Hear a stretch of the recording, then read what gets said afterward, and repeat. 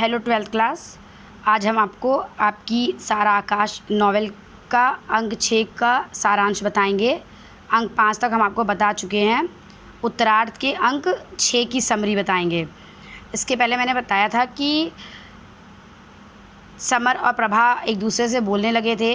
Summer employment exchange जाता है नौकरी के लिए, वहाँ उसकी भेंट शिरीष भाई से होती है। वो घर आता है, प्रभा की साड़ी फटी देखकर साड़ी के लिए घर में डिमांड करता है अम्मा और भाभी से। इस वजह से उसे काफ़ी दुख लगता है क्योंकि अम्मा और भाभी कोई साड़ी नहीं देती हैं, उल्टा उसको सुना देती हैं। प्रभा खाना बनाती है, अमर उससे खाने में घी मांगता है तो घी ख़त्म होने की बात प्रभा जब कहती है तो अमर कहता है ये क्यों नहीं कहती कि सारे घी अपने पति को खिला देती हो। इस बात पे भी घर पे बहुत बखेड़ा होता है। अमर समर को मारता है, जूते से खींचकर मार देता है। उसके बाद अंक 6 आता है। समर काफ़ी ऊब गया होता है और समर को दिवाकर ने अपने पिताजी के दोस्त के प्रेस में नौकरी दिला दी थी, प्रूफ रीडिंग की। तो यहाँ से आपकी अंक 6 शुरू है। समर को दिवाकर ने अपने पिताजी के दोस्त की प्रेस में नौकरी दिला दी थी। उसे सवेरे 5 बजे से 11 बजे तक प्रूफ रीडिंग का कार्य करना पड़ता था। यानी अब उसका जो जीवन था बहुत संघर्षमय हो गया था, बहुत तकलीफ़ों से भरा हो गया था, बहुत उसको मेहनत करनी पड़ रही थी। लेकिन फिर भी समर खुश था कि उसको नौकरी मिल गई है। वो सुबह 5 बजे से 11 बजे तक प्रूफ रीडिंग का कार्य करता था। काम समर को नहीं आता था, पर वह आश्वस्त था कि 2-4 दिन के प्रशिक्षण मतलब ट्रेनिंग से सीख जाएगा। प्रूफ रीडिंग का वर्क उसको आता नहीं था, पर उसने सोचा कि उसको ट्रेनिंग मिलेगी तो वो सीख जाएगा। एक परेशानी थी कि प्रेस बहुत दूर था, लगभग 2 मील, और उसको जो सैलरी डिसाइड होती वो भी 75 रुपये हुई थी। समर को 3rd ईयर भी ज्वाइन करना था। समर के मन में लेकिन लड्डू फूट रहे थे नौकरी मिल जाने से। इस खुशी के अवसर पे उसने सोचा कि वह प्रभा को धोती उपहार ला देगा, साड़ी 1 ला करके देगा। अतः उसने दिवाकर से 20 रुपये उधार मांगे कि जब उसको तनख्वाह मिल जाएगी तो वो वापस कर देगा। वह जल्दी जल्दी प्रभा को खुशी का समाचार सुनाना चाहता था। वह पैसा लेकर दिवाकर के घर से लौट रहा था कि दरवाजे पर उसको शिरीष भाई मिल गए। उनसे उसकी बात हुई और उन्होंने समर से चोटी कटा देने की बात की थी, तो समर ने अपनी चोटी कटा दी थी। शिरीष ने उसे तुरंत इंगित कर लिया था कि अरे चोटी कटवा ली, इंगित वाला तुरंत पकड़ लिया था, तुरंत इशारा करके कह दिया था। समर इस बात को से झेप गया। उन लोगों में फिर भारतीय संस्कृति में वार्तालाप छिड़ गई। समर ने कहा कि उसकी दृष्टि में आत्मज्ञान, आध्यात्मिक चिंतन ही भारतीय संस्कृति का सबसे बड़ा गुण है। लेकिन शिरीष भाई इन बातों से सहमत नहीं थे। उनके अनुसार ये तो भारी भारी शब्द थे, इनकी कोई उपयोगिता नहीं थी कि हम कहें आत्मज्ञान, आध्यात्मिक बातें, तो ये सब बड़े बड़े शब्द हैं, इनका कोई व्यवहारिक जीवन में कोई महत्व नहीं होता है। उन्होंने कहा संसार झूठ है, यह कहना अपनी जिम्मेदारी से पलायन करना है। मतलब आत्मज्ञान की बातें, आध्यात्मिक चिंतन की बातों में ये होता है संसार झूठ है, मोह माया है। जैसे आपके भक्तिकाल के कवियों ने कहा था, कबीर ने कहा सांसारिक आकर्षण से दूर रहो। तो शिरीष भाई ने कहा अगर कोई ऐसी बात करता है तो ये है कि वो अपनी जिम्मेदारी से भाग रहा है। समर ने विषय को थोड़ा बदलते हुए भारतीय ऋषि मुनियों की चमत्कारी शक्तियों की चर्चा की।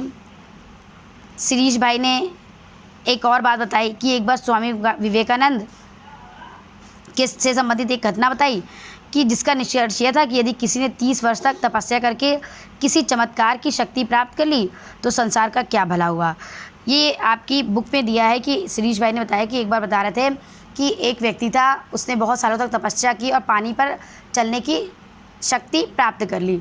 तो शिरीष भाई कहते हैं इससे संसार का क्या भला हुआ। विवेकानंद के संबंध में बताया कि विवेकानंद ने कहा कि अगर आपने ये शक्ति सीख ली, किसी व्यक्ति ने विवेकानंद से कहा था, तो उन्होंने कहा कि अगर आप पानी पर चलने की चमत्कारी शक्ति सीख भी ली तो इससे लोगों का क्या भला होगा। इसके बाद फिर उन लोगों में भारतीय संस्कृति, स्त्रियों, गरीबों, शूद्रों की दशा में वाद विवाद होता रहा। शिरीष भाई ने इतिहास लेखन की परंपरा के अभाव तथा उसके स्थान पर पुराणों में इतिहास को बार बार तोड़ मरोड़ कर प्रस्तुत करने की चर्चा की और ये निष्कर्ष निकाला कि भारत में एक यथार्थ वस्तुपरक ऐतिहासिक परंपरा का अभाव है। मतलब कोई किसी भी चीज़ की यथार्थता नहीं व्यक्त की जाती है भारत में, बल्कि बस उसमें कुछ ना कुछ जोड़ जोड़ कर हमारे सामने लाया जाता है वास्तविक स्थिति को लाने की परंपरा का हमारे देश में अभाव रहा है। समर से ये सब बातें शिरीष भाई की हो रही थी। आपका एक क्वेश्चन बनेगा कि भारतीय संस्कृति को लेकर शिरीष भाई और समर में क्या वाद विवाद हुआ, तो ये अंक 6 में आएगा, ध्यान रखिएगा। समर साड़ी लिया था, समर मतलब पैसे लिया था प्रभा के लिए, साड़ी लेकर के जल्दी घर जाना चाहता था, अतः वह अनमना सा हो गया, मतलब उसका मन उनसे बात करने में नहीं लग रहा था। जब वह बाहर आया तब दिवाकर ने बताया कि 4:30 या 4:45 बजे से एक ट्रेन वहाँ से जाती है जो उसको प्रेस तक ले जाएगी और वो 5-10 मिनट में उसको राजा मंडी, जहाँ उसकी नौकरी लगी थी, वहाँ तक पहुँचा देगी। वहाँ से कहता है कि नौकरी के लिए प्रेस तक उसको पैदल जाना होगा। धोती के दाम पर 12 रुपये सुनकर समर का सारा उत्साह भंग हो गया। वो जब साड़ी लेने गया तो साड़ी का पैसा उसने सुना 20 रुपये उधार लिया और 12 रुपये की साड़ी थी, तो वो कुछ समझ नहीं पाया। फिर भी उसने एक धोती खरीदी, उसका बंडल बनाकर घर की ओर दौड़ा। वो बहुत जल्दी घर पहुंच करके प्रभा के पास पहुंचना चाहता था। वो सोच रहा था कि प्रभा ने कितनी मुसीबतें सही, अब जब वो प्रभा से बोलने लगा तो उसके लिए पहला उपहार लाएगा, प्रभा कितनी खुश होगी। लेकिन वो सोचने लगा कि वो देगा कैसे, प्रभा को वो उपहार देगा कैसे। यह सोचते ही उसकी सारी खुशी गायब हो गई। भाभी थी, अम्मा थी, घर में और सदस्य थे, अगर वो ला करके प्रभा को सीधे देता है तो भाभी और अम्मा बुरा मान सकती हैं। उसने सोचा ठीक है, पहले जाकर अम्मा को दूंगी क्योंकि पहला हक उनका है और अम्मा तो खुद ही प्रभा को दे देंगी। जैसे ही वो घर पहुंचा उसने दरवाज़ा खटखटाया, वहाँ पर उसको कुंवर मिला। उसके पूछने पर समर के मुंह से निकल गया कि वह उसकी भाभी के लिए धोती लाया है। कुंवर ने पूछा ये क्या लाया हो, किसके लिए लाया हो? उसने कह दिया कि वो प्रभा के लिए लाया है। झूठ नहीं बोल पाया। समर ने ला करके धोती अम्मा को तो दे दी, लेकिन वो पहले ही कह चुका था कि वो साड़ी प्रभा के लिए लाया है। अम्मा ने खोली तो वो साड़ी उनको और भाभी को बहुत पसंद आई, लेकिन कुंवर ने बताया कि यह धोती तो वो प्रभा भाभी के लिए लाया है। भाभी पहले सोच रही थी, अम्मा और उसकी भाभी सोच रही थी कि साड़ी अम्मा के लिए आई है, लेकिन जब कुंवर ने ये बता दिया कि धोती प्रभा के लिए लाई है तो अम्मा का सारा उत्साह पस्त हो गया। जब उन्हें पता चल गया कि वो साड़ी उनके लिए नहीं है। साड़ी को इधर उधर पलट कर देखने के बाद उन्होंने समर को साड़ी दे दी और कहा जाओ प्रभा को जा कर के दे दो। अनमने मन से उत्साह ठंडा होने के बाद खाना खाते समय उसने भाई साहब को 3rd ईयर में एडमिशन की बात भी बताई कि वो नौकरी के साथ 3rd ईयर ज्वाइन करना चाहता है। भाई साहब ने कहा अच्छा इसके लिए क्या तुमने बाबूजी से अनुमति ले ली है? समर चाहता था कि धीरज इस विषय में बाबूजी से बात करें, मतलब धीरज उनके बड़े भाई। उसने अपने भाई को बताया कि वो 3rd ईयर की नौकरी भी 3rd ईयर की पढ़ाई भी करना चाहता है। तो धीरज ने कहा कि क्या तुमने पिताजी से बात की है? उसने कहा कि आप पिताजी से इस बारे में बात करिए, लेकिन धीरज ने मना कर दिया। उसने पढ़ाई वाली बात पिताजी से करने के लिए सीधे उसके भाई ने मना कर दी।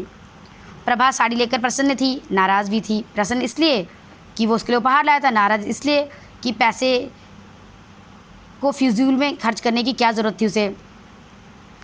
वह यह भी जानने के लिए उत्सुक थी कि वो पैसे उसको कहाँ से मिले।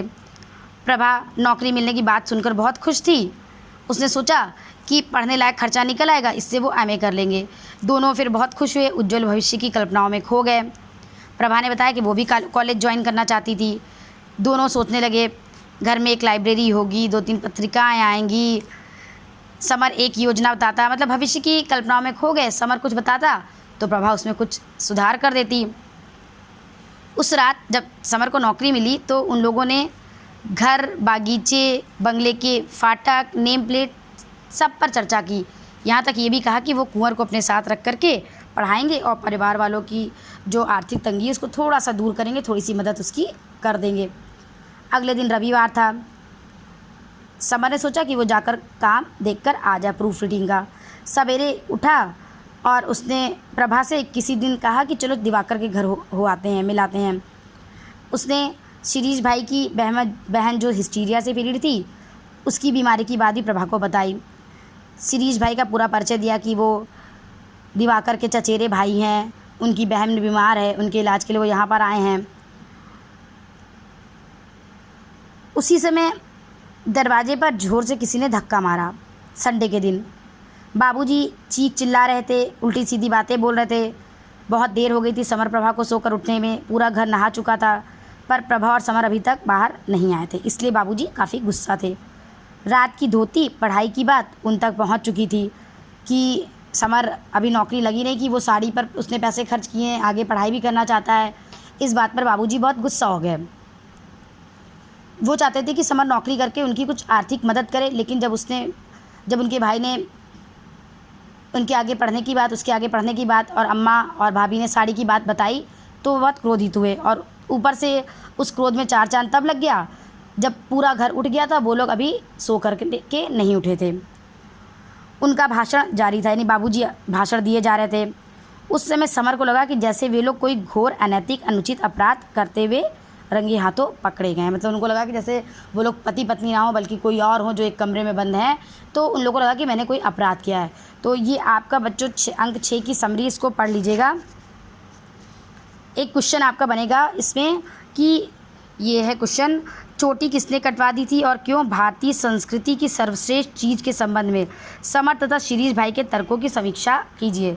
तो ये हम आपको इसकी फ़ोटो भेज दे रहे हैं, एक बार आप इसको देख लीजिएगा, पढ़ लीजिएगा, केवल पढ़ना, ये लिखना नहीं है। तो ये अंक 6 में शिरीष भाई और समर को लेकर भारतीय संस्कृति में काफ़ी चर्चाएं हुई थी। समर पक्ष में था और शिरीष भाई उसके विरोध में थे, तो उसको पढ़ लीजिएगा। और हम आपको फ़ोटो भेज दे रहे हैं उसका, उसको लिखना नहीं है, बस उसको सेव करके रख लीजिएगा। ठीक है बच्चों।